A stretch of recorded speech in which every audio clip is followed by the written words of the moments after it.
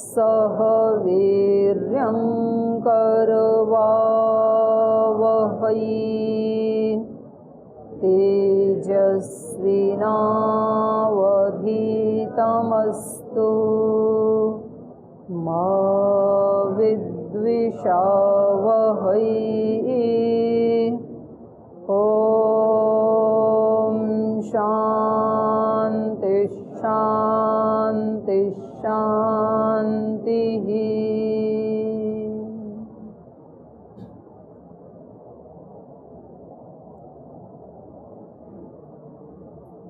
पीछे के पाठ से पूछना है कुछ? ओम प्रणाम दीदी जी। दीदी जी, द्वितीय अध्याय के 23वां खंड के पहले मंत्र में आए हैं तप शब्द।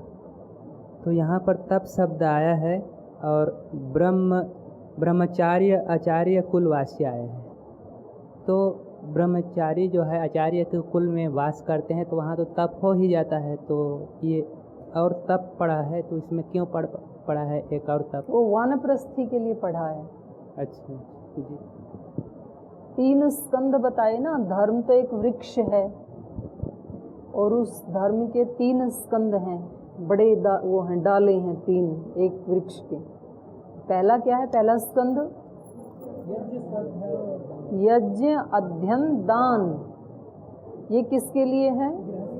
गृहस्थ के लिए। गृहस्थ तब धार्मिक गृहस्थ माना जाएगा जब वो लोग यज्ञ करते हैं, अध्ययन करते हैं, अच्छे ग्रंथों का स्वाध्याय करते हैं और दान करते हैं। यदि गृहस्थ होकर के यज्ञ नहीं करेंगे, तो यज्ञ का भी फिर व्यापक अर्थ है। एक अग्निहोत्र वो यज्ञ है, दीपक जलाते हैं वो छोटा यज्ञ है, और अपने जीवन को ही सेवा में लगा रखा है वो जीवन यज्ञ है। यज्ञ के माने इस भावना से जीते हैं कि ये सारी समष्टि मेरे लिए है और हमारे पास भी जो कुछ है गृहस्थ में वो सारी समष्टि के लिए है, केवल हमारे लिए नहीं है। ये यज्ञ है। और अध्ययन का मतलब है यदि वो अच्छे ग्रंथों का स्वाध्याय नहीं करेंगे तो फिर उनसे पैदा होने वाले बच्चे भी वैसे ही होंगे, और बच्चे संस्कारी नहीं होंगे तो ब्रह्मचर्य आश्रम भी उत्कृष्ट कोटि का नहीं बनेगा। ब्रह्मचारी अच्छे नहीं होंगे वो अच्छे गृहस्थ भी नहीं होंगे, अच्छे गृहस्थ नहीं होंगे अच्छे वानप्रस्थ भी नहीं होंगे, अच्छे वानप्रस्थ नहीं होंगे अच्छे सन्यासी भी नहीं होंगे। तो एक साइकिल है ना ये। तो इसलिए गृहस्थियों का भी ऋषियों ने अध्ययन करना और विद्वान और धर्मात्मा और तपस्वी होना ये आवश्यक बताया है। उनको जरूर अध्ययन करना चाहिए, स्वाध्याय करना चाहिए। गृहस्थी भी हैं तो राम जैसे, कृष्ण जैसे, जनक जैसे ऐसे होने चाहिए। और तीसरा दान। तो ये हो गया एक स्कंद धर्म का। और दूसरा बताया फिर तप, ये वानप्रस्थी के लिए। तो वानप्रस्थी के लिए तप है, इसका मतलब ये नहीं है कि वो यज्ञ नहीं करेगा और अध्ययन नहीं करेगा। यज्ञ और अध्ययन भी करेगा और उसके पास यदि कुछ है तो वो दान भी करेगा। लेकिन उसके साथ इन 3 के साथ एक चौथी चीज और जुड़ गई, तप। तप का मतलब है अब उसको थोड़ा सा अपने स्वरूप को व्यापक करना पड़ेगा, क्योंकि गृहस्थ की तो कुछ सीमाएं होती हैं, वो बस वहाँ तक ही कर पाता है। लेकिन जिसने अपने घर को छोड़ दिया, मान लीजिए घर में जब तक है तब तक वो एक पुत्र का पिता है, एक किसी बच्चे का दादा है। लेकिन जैसे वो वानप्रस्थ में पहले ऐसी व्यवस्था होती थी, गांव के बाहर कुटियाँ बनी होती थी वानप्रस्थियों की, और जैसे ही वो 60 वर्ष के हुए वो घर में नहीं रहते थे, फिर उन कुटियाओं में चले जाते थे गांव के बाहर, और वहाँ पर ही बच्चे पढ़ते थे, 8 वर्ष के बच्चे। इसलिए हमारे यहाँ शिक्षा व्यवस्था में आधा खर्चा तो ऐसे बच जाता था। जो वानप्रस्थी होते थे उनमें फिर जो बहुत ज़्यादा विद्वान हैं वो फिर एक गुरुकुल टाइप बना लेते थे, वो शिक्षा देते थे बच्चों को। तो ऐसा नियम था, 60 वर्ष का व्यक्ति और 8 वर्ष का व्यक्ति घर में नहीं रहेगा, घर से बाहर। और उनके पास ऐसी भी व्यवस्था थी कि महीने में एक बार अमावस्या को श्रद्धा पूर्वक जो गृहस्थ थे, उनके पुत्र पौत्र थे, वो कुछ उनको वस्त्र और खाने पीने के लिए आटा, चावल, दाल, सब्जियां, फल, वो सब दे के आते थे उनको। इसी को श्राद्ध कहते थे। अमावस्या पितरों के लिए प्रसिद्ध है ना, आज भी अमावस्या को पितरों की पूजा की जाती है। तो पितर कौन है? जो बड़े हैं वही पितर हैं। अभी उसका उल्टा हो गया। और उल्टा इसलिए भी हो गया क्योंकि पितर मरण पर्यंत घर से बाहर निकलते ही नहीं है, तो पूजा कहाँ करें। तो इसलिए उनके मरने के बाद फिर वो अमावस्या को पितर पूजा मनाते हैं। तो पितरों को भी बाहर निकलना चाहिए 60 वर्ष के बाद। और जो गृहस्थी हैं, बच्चे हैं, उनको भी मरे हुओं का श्राद्ध नहीं, जिंदा जो अपने बुजुर्ग हैं, बड़े हैं, सन्यासी हैं, योगी हैं, उनको श्रद्धा पूर्वक जो भेंट दी जाती है उसको श्राद्ध कहते हैं। तो ये उसको तप करना होता था। तप का मतलब है उसको जीवन में ऊंचे उठना। पूरे समाज को, पूरे गांव को वो उसी दृष्टि से देखेगा जो अपने एक घर को देख रहा था। जैसे अपने घर में कुछ भी ऊंचा नीचा होने पर व्यक्ति सहन कर लेता है और क्षमा कर देता है और फिर भी उसके लिए उपकार ही करता है उस घर के लिए, ऐसे ही व्यक्ति पूरे गांव के लिए और उस पूरे समाज के लिए कहीं कभी उसका कोई मान सम्मान ऊंचा नीचा कुछ हो जाए, व्यवहार में कोई त्रुटि हो जाए किसी से, तो उसको माफ करके वो एक रिदम बना के रखता था अपने जीवन में। यही तप है, तपोद्वंद्व सहनम। तो ये धर्म का दूसरा स्कंद है। तो ये भी डगमगा गया अभी, तो मतलब अभी ठूठ ठूठ रह गया धर्म का। जब तने ही डगमगा गए तो उनके साथ जुड़े हुए पत्ते, डालियां, वो सब कहाँ रहेंगे? आधार ही नहीं है ना। और तीसरा धर्म का स्कंद क्या था? ब्रह्मचर्य।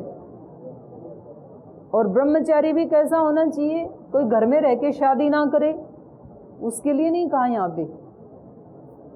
ब्रह्मचर्य आश्रम तब धार्मिक होगा जब वो किसी श्रोत्रिय ब्रह्मनिष्ठ आचार्य के पास जाकर के आचार्य कुल में रह करके निवास करेगा।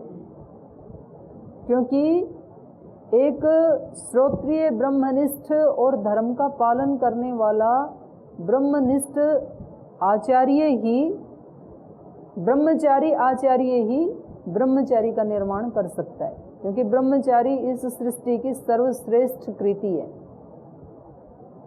जो अच्छे ब्रह्मचारी हैं वो ही अच्छे सन्यासी बन पाते हैं। तो इसलिए ये धर्म का तीसरा स्कंद माना है। माने संसार में हम कहते हैं ना, जो धर्म लुप्त हो रहा है आजकल, तो धर्म का बहुत बुरा हाल है। आजकल तो धर्म के नाम पे पता नहीं क्या क्या चल पड़ा है। धर्म के नाम पे कुछ कथा कहानियाँ, कुछ भजन, कुछ गीत, फिर उस पर लोग डांस कर लेते हैं, फिर उस पर लोग पता नहीं क्या क्या है, ऐसा सब कर लेते हैं। लेकिन फिर उसके बाद कहते हैं कि जी धर्म तो कहीं दिखाई नहीं देता है, उसका तो कहीं कुछ परिणाम तो दिखाई नहीं देता है। तो इसलिए नहीं देता है क्योंकि धर्म के जो 3 स्कंद हैं उनको हमने ठीक से नहीं जाना है। तो ये तीसरा स्कंद है ब्रह्मचर्य। और उसमें एक शब्द इन्होंने बहुत अच्छा उसका विशेषण लगाया, अवसादयन्नपि। अगर गुरु के पास रहते हुए अच्छा नहीं भी लग रहा हो तो भी वहां पर रहना है। क्योंकि कई बार हमें नहीं पता चलता है। जैसे मैं अपनी बात करूं तो मैं तो बीए करने के बाद घर से आई थी, और उस समय तो मतलब ऐसा तो कुछ था नहीं कि ऐसा कोई सुरक्षित स्थान जैसे आज पतंजलि योगपीठ है, कोई पिछले जन्मों के कोई संस्कार रहे होंगे, मुझे तो ये भी नहीं पता था मैं कहाँ जा रही हूँ। लेकिन मेरी पढ़ने में बिल्कुल रुचि नहीं थी।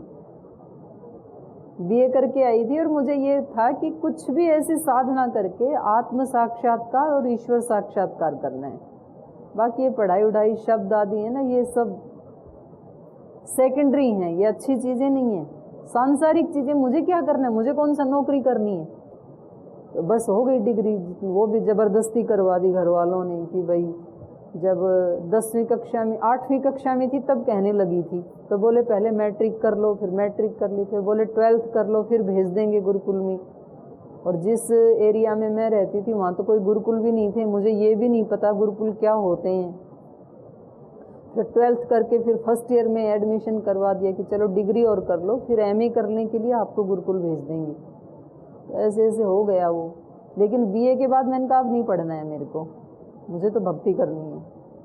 लेकिन गुरुजी ने हमारे को ज़बरदस्ती अष्टाध्यायी याद करवाई। आपको भक्ति भी करनी है तो पहले शास्त्र को पढ़ो, जो इस मार्ग से गए हैं उनके अनुभव जानो। पहले जिस मार्ग पे आपको चलना है तो जो लोग गए हैं पहले उनकी बात तो सुन लो।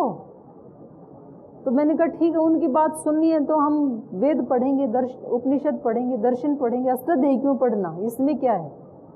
उसमें अयुण रील रे के कोई धर्म की बात है ही नहीं उसमें तो।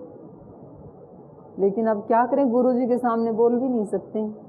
तो गुरुजी ने कहा पहले अष्टाध्यायी याद करो, फिर धातु पाठ याद करो, लिंगानुशासन याद करो, पंचोपदेश याद करवा दिया कि जब तक ये पांचों पूरे कंठस्थ नहीं होंगे तब तक आगे धर्म का कोई पुस्तक आपको नहीं पढ़ाया जाएगा।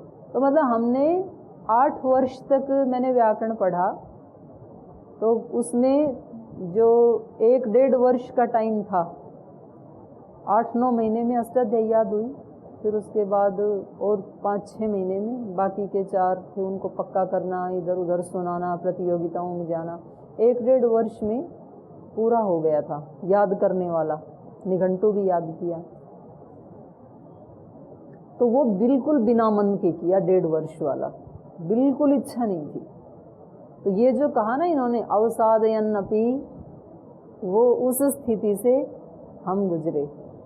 अच्छा ना लगते हुए भी पढ़ा, क्योंकि वो आचार्य की आज्ञा थी। फिर उसके बाद तो थोड़ा सा रुचि भी बन गई, इतना याद हो गया तो फिर पढ़ने में, तो प्रथमावृत्ति काशिका में और अच्छा लगने लगा, क्योंकि उसमें फिर थोड़ी सिद्धांत की बात आ जाती है। महाभाष्य तो फिर बहुत इंटरेस्टिंग है, उसमें तो समाधि जैसे लगती है, बहुत अच्छा लगता है महाभाष्य पढ़ना। तो ज़्यादा तो जोर पड़ता है मतलब प्रथमावृत्ति तक और इनको याद करने तक, बस उसके बाद नहीं पड़ता है, फिर अच्छा लगता है। और फिर व्याकरण पढ़ लिया, उसके बाद फिर जब ये दर्शन उपनिषद आदि पढ़े तब मुझे पता लगा कि अगर हम व्याकरण नहीं पढ़ते तो ये हमें ठीक से समझ में नहीं आने वाला था। क्योंकि टीकाएं तो घर में रहते भी चोरी छिपा पढ़ ही लेते थे, क्योंकि रुचि थी ना, लेकिन उसमें पल्ले नहीं पड़ता था कुछ भी, तो जब तक मूल संस्कृत ना आए। तो इसलिए यहाँ इन्होंने बताया, शायद हमारे जैसे जो अज्ञानी लोग हैं उनकी प्रकृति को जानते हुए ऋषियों ने ऐसे बोला होगा कि अवसादयन अपि, अच्छा ना लगे तो भी आचार्य कुल में निवास करते हुए अध्ययन करना चाहिए। तृतीयो अत्यंतम आत्मानम आचार्य कुले अवसादयन, ब्रह्मचारी आचार्य कुलवासी। अत्यंत अपने आप को दुखी, अगर दुख लग रहा है उसको तो भी अपने आप को अत्यंत तप करते हुए, संभालते हुए उसको ब्रह्मचर्य की दीक्षा लेकर के आचार्य कुल में रहना चाहिए। ये धर्म का तीसरा स्कंद है। तो जब तक देश में ये व्यवस्था चलती रही, आचार्य कुल, कल भी आपने सुना पूज्य स्वामी गोविंद देव गिरी जी बता रहे थे कि जिले जिले में नहीं, गांव गांव में आचार्य कुल थे। और ये गांव गांव में आचार्य कुल चलाने वाले ये ही वानप्रस्थी थे। जो हमारी चतुर्वर्ण आश्रम व्यवस्था है ना, वो उसमें बहुत बड़ा एक साइंटिफिक व्यवस्था है वो। तो गांव गांव में इस माध्यम से थे गुरुकुल, कि वो लोग बाहर आ गए, फिर उनमें जो ज़्यादा विद्वान थे गुरुकुल बना दिया, वो बच्चों को पढ़ा रहे हैं। तो अब वो घर से ज़्यादा दूर भी नहीं है और उन्हीं लोगों के बीच में है, इसलिए ज़्यादा उनको कष्ट भी नहीं होगा। तो ऐसे जब तक गुरुकुल थे, ऐसे जब तक आचार्य थे, विद्वान थे, उनके पवित्र चरित्र थे, तो तब तक इस देश में फिर धरती के ऊपर ही स्वर्ग था। भारत का सारी दुनिया में जो सुयश था वो केवल समृद्धि के कारण नहीं था, और समृद्धि भी इसीलिए थी, समृद्धि उन्हीं के पास आती है जो उच्च चरित्र वाली आत्माएं होती हैं। बाकी के पास तो आ भी गई गलती से यदि, तो वो थोड़े दिन के बाद चली जाती है। फिर जिनका चरित्र भोग प्रधान है उनके पास ज़्यादा लक्ष्मी नहीं रहती है। फिर लक्ष्मी के दो वाहन है ना, एक कमल है, एक उल्लू है। उल्लू पे बैठ के आती है तो जिसके पास आती है उसको उल्लू ही बना देती है फिर, और कमल पे आती है तो वो निर्लिप्तता का प्रतीक है कमल। तो वो व्यक्ति लक्ष्मी से लिप्त नहीं होता है, उसका सदुपयोग करता है, फिर सेवा में लगाता है उसको, ऐश्वर्य को। तो यहाँ तब तक किसी चीज की कमी नहीं थी। तो केवल समृद्धि के कारण भारत का सुयश नहीं था, भारत का सुयश था यहाँ के ऋषियों के कारण, यहाँ के ब्रह्मचारियों के कारण, और यहाँ के ऊंचे चरित्र वाले गृहस्थियों के कारण। क्योंकि यही तीन धर्म के स्कंद हैं, अच्छे गृहस्थ, अच्छे वानप्रस्थ, अच्छे ब्रह्मचारी। चौथा तो फिर अपने आप ही अच्छा होगा, इसलिए यहाँ संन्यास की चर्चा नहीं की। और की वो भी क्या बताया कि ये तीन तो धर्म के टहने हैं, डाले हैं, स्कंद हैं, ये पुण्य कमा सकते हैं, तीन ये धार्मिक बन सकते हैं। चौथा है वो तो उससे भी ऊपर उठ गया, ब्रह्म संस्थ। जो इन तीनों को पार करके सन्यासी बनेगा वो तो सीधा ब्रह्म में स्थित हो जाएगा फिर। तो उसके लिए शब्द प्रयोग किया यहाँ पर ब्रह्म संस्थ। सर्वे एते पुण्यलोका भवन्ति ब्रह्म संस्थो अमृतत्वम एति। ये तीनों तो पुण्यलोक हैं, माने इनमें पुण्यों को बढ़ाया जाता है। और चौथा जो है वो ब्रह्म संस्थ, संन्यास आश्रम है वो ऐसा है जिसमें व्यक्ति ब्रह्म स्थित हो जाता है और अमृतत्वम एति, अमृतत्व को प्राप्त कर लेता है। और ये व्यवस्था हर व्यक्ति के लिए थी, हमारे देश में हर आत्मा के लिए थी। जैसे अभी यूँ कह देते हैं ना कि भाई हम कोई सन्यासी थोड़ी हैं जो हम ऐसा आचरण करें, हम तो घर गृहस्थी हैं। तो ये सन्यासी या साधु ये कोई अलग कोई प्लेनेट के प्राणी है, ऐसे थोड़े ही है। हर व्यक्ति साधु हो सकता है, हर वेश में साधु हो सकता है। साधु का मतलब साधुता, और वो उसको होना ही चाहिए। तो ऐसे कह करके अपने आप को उससे हम हटा नहीं सकते हैं। तो ये इसलिए यहाँ पर तप अलग कहा और आचार्य कुल वाला अलग कहा, क्योंकि ये तीन आश्रम हैं, ये ही मुख्य रूप से धर्म के स्कंद हैं, इन्हीं के ऊपर धर्म टिका हुआ है। अगर ये स्कंद नहीं है, जैसे इसमें भी ये होल में ये स्कंद ही हैं जो इसको रोके हुए, बीम दिए हैं ना। अब ये मॉडर्न डिजाइन हो गया, ऊपर दे दिए, पहले तो नीचे लगाते थे स्तंभ।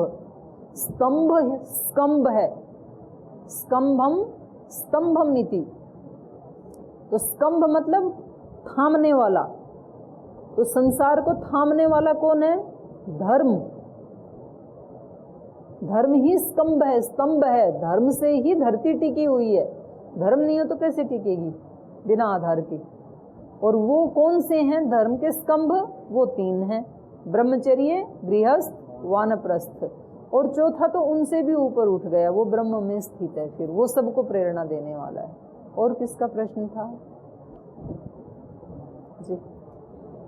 ये जो पितृ पूजा है, पितृ पूजा जी, हाँ, तो ये 15 दिन तक ही की जाती है या केवल अमावस्या को की जाती है? ऐसा प्रसंग कहीं मिलता है?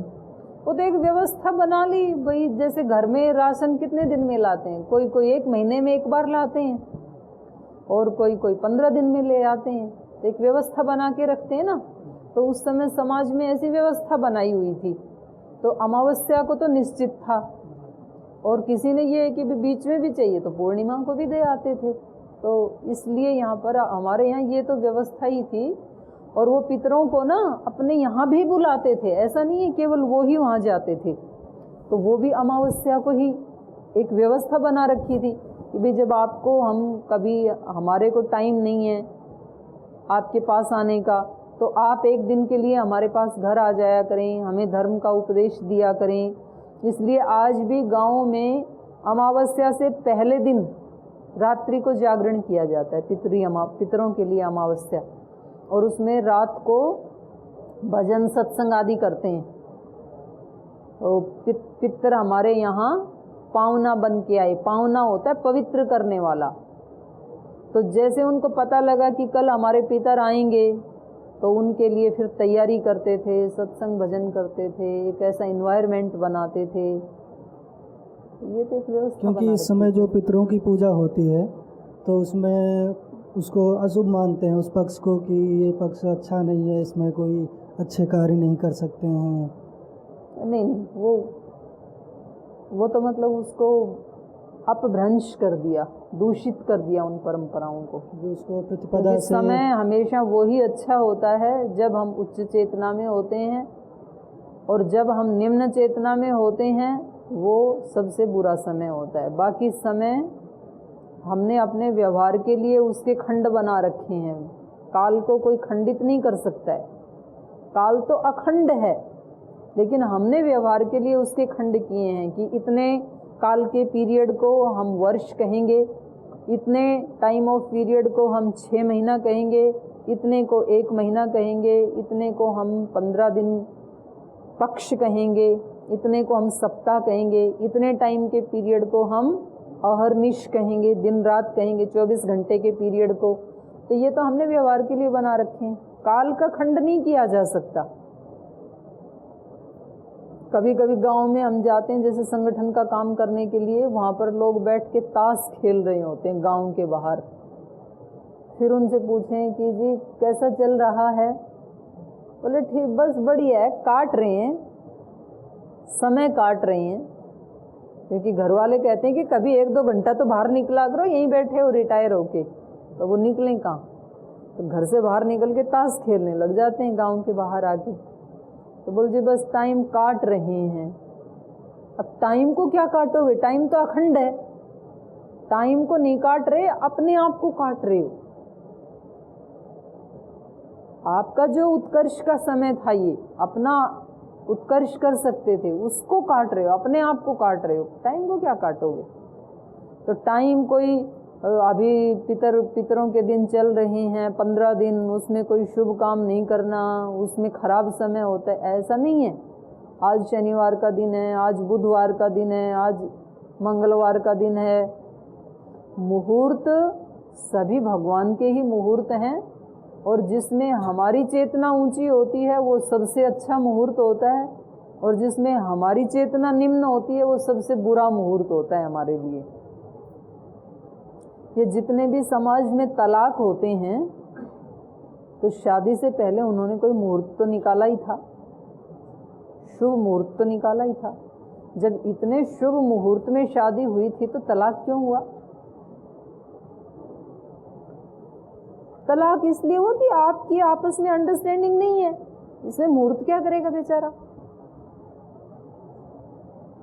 राम जी के लिए इतने बड़े गुरु वशिष्ठ, उन्होंने शुभ मुहूर्त निकाला था कि कल राम का राज्य अभिषेक करने के लिए बहुत तगड़ा मुहूर्त है, त्रिकाल दृष्टा थे वो तो। और उसी मुहूर्त में माता जी की बुद्धि निम्न चेतना में आ गई, कई माता जी की, मुहूर्त खराब हो गया। तो मुहूर्त उत्तरायण, दक्षिणायन, कृष्ण पक्ष, शुक्ल पक्ष, मल मास, पितरी मास, ये मास, वो मास, ये कोई भी खराब नहीं है। ये तो हमने अपने व्यवहार के लिए बना रखे हैं। और हो सकता है जिस व्यक्ति ने ये बनाया होगा कि भाई 15 दिन में कोई बड़े काम नहीं करेंगे, तो उसका भी कोई रीजन रहा होगा। पर इसको अब हमने बिल्कुल ही अपने एक गलत धारणा, हो सकता है उस समय में ऐसे कोई फसल आदि का काम होगा कि भाई इसको निपटा लेते हैं, उसके बाद कुछ मकान बनाना, शादी करना, ऐसे काम हम बाद में करेंगे। अभी जब खाली हैं, काम कर सकते हैं, तो भी नहीं करेंगे। खाली बैठे हैं लेकिन समय अच्छा नहीं है इसलिए नहीं करेंगे। तो ये सब गलत बातें हैं, इसका ऋषियों से कोई लेना देना नहीं है। ये हमारी मानसिकताओं का, मतलब अज्ञानपूर्ण मानसिकताओं का परिणाम है। इसलिए तो ये कह रहे हैं धर्म के 3 स्कंद हैं। जब ये तीनों गड़बड़ हो गए तो ज्ञान तो किसी को है नहीं, ऋषियों के ग्रंथों को कोई पढ़ता नहीं है,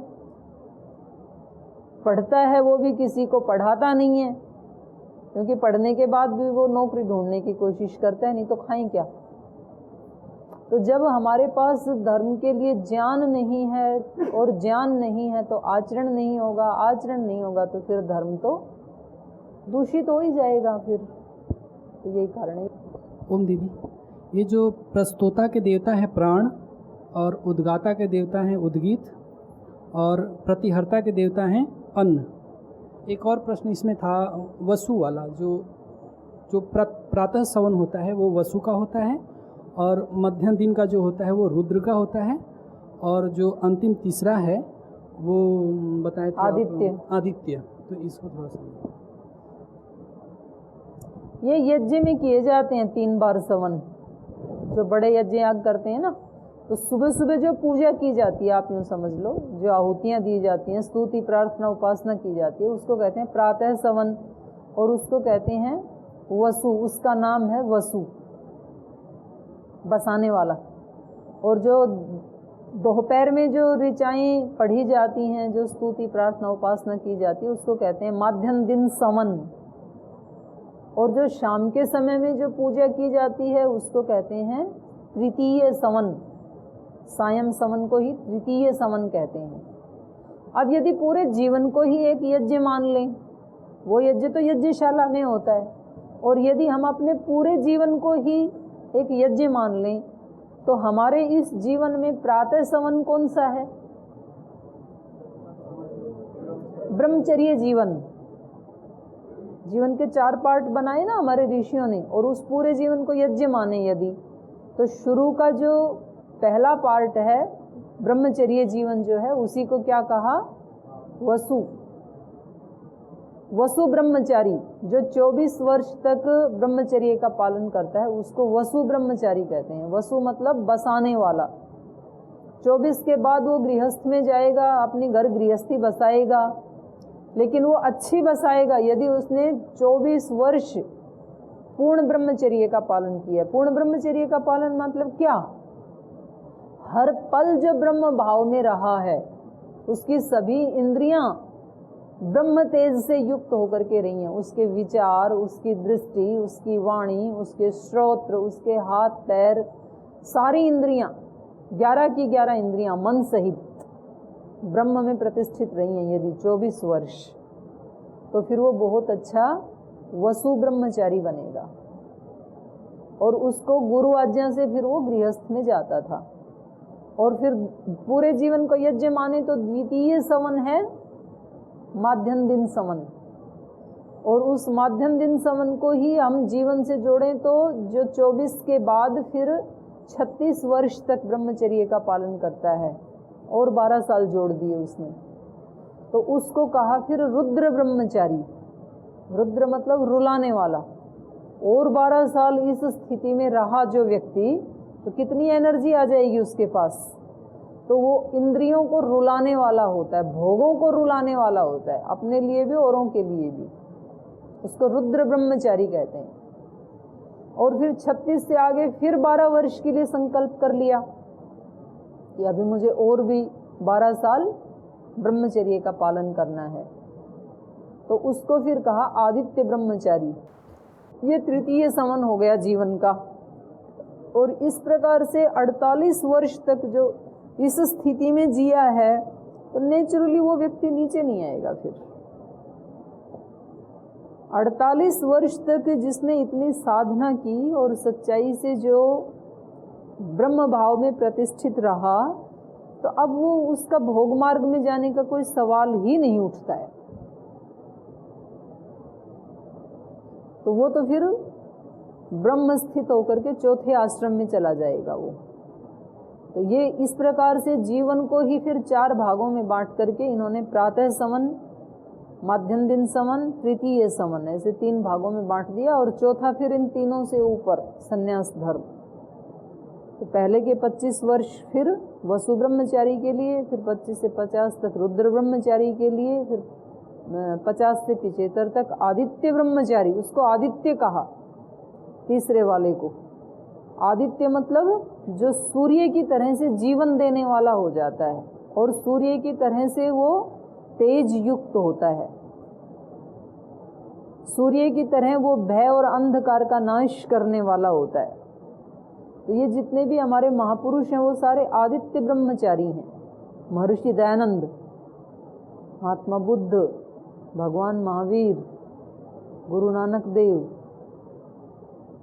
मतलब भले ही उन्होंने शादी भी की थी और उसके बाद वो साधना में लगे और उन्होंने उस तेज को प्राप्त किया, तो आदित्य ब्रह्मचारी कहे जाएंगे वो।